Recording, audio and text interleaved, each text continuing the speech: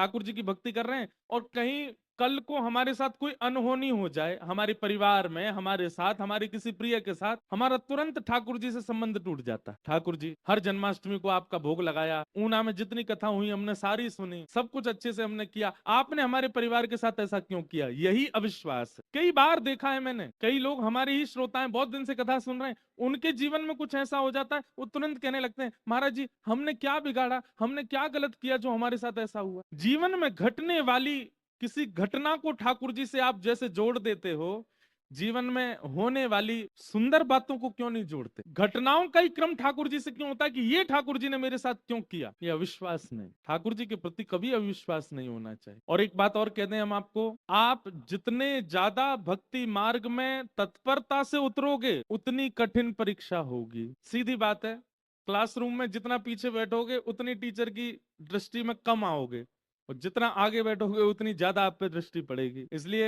बच्चे कई होते हैं जो पढ़ने में अच्छे नहीं होते, वो पीछे ही बैठते हैं। क्यों?